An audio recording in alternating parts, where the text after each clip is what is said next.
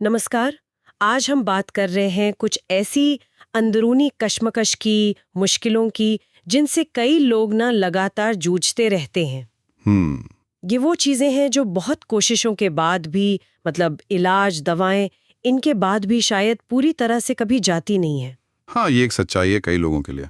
और हमारे पास जो जानकारी है, जो स्रोत हैं, वो एक एक अलग ही नजरिया दे रहे हैं इस पर। हाँ, क्या कहते हैं वो कहते हैं कि इन्हें शायद किसी बीमारी की तरह नहीं देखना चाहिए, बल्कि एक क्या कहते हैं, पुरानी स्थिति, मतलब क्रॉनिक कंडीशन की तरह। अच्छा, क्रॉनिक कंडीशन। हाँ, ये मानना कि ये चीजें लंबे समय तक साथ रहेंगी। हम्म। सुनने में थोड़ा थोड़ा निराशाजनक लग सकता है ना?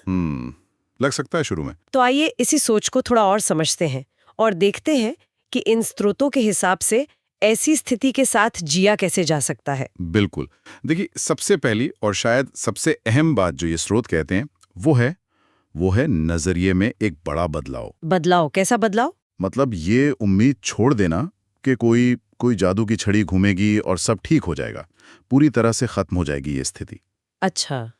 और ये स्वीकार करना कि ये स्थिति किसी न किसी रूप में अब जीवन का हिस्सा है। हम ये सुनने में तो ठीक लगता है, पर करना मुश्किल होगा। ये हार मानने जैसा नहीं है? नहीं नहीं, श्रोति से हार मानना नहीं कहते, बल्कि वास्तविकता को अपनाना कहते हैं। अपनी सच्चाई को, हाँ, उसे गले लगाना।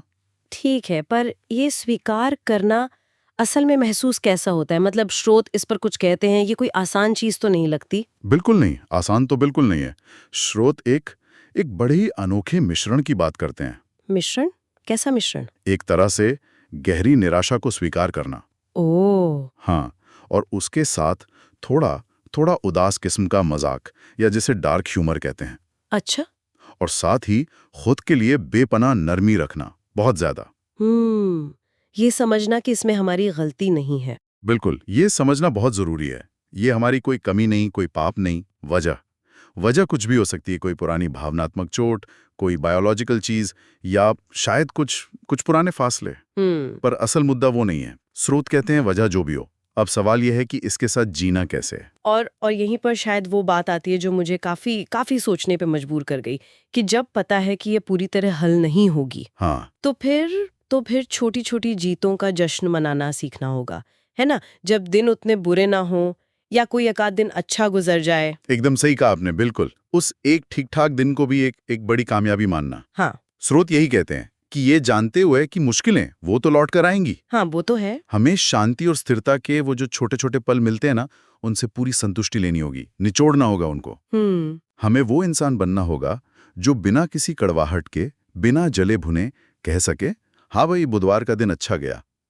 और ये अपने आप में एक गंभीर उपलब्धि है। ये बात सोचने वाली है। जैसे दूसरों के लिए शायद पहाड़ चढ़ना एक चुनौती है, हाँ, हमारे लिए शायद रोजमर्रा जिंदा रहना ही अपने आप में एक एक्सट्रीम स्पोर्ट बन जाता है। बिल्कुल। और इसी रोजमर्रा की जद्दोजहद में एक और सच्चाई है जिस पर यह रिसर्च जोर देती है। वो क्या है? वो ये कि बहुत से लोग, शायद ज्यादातर लोग, हमारी मदद नहीं कर पाएंगे। ओह।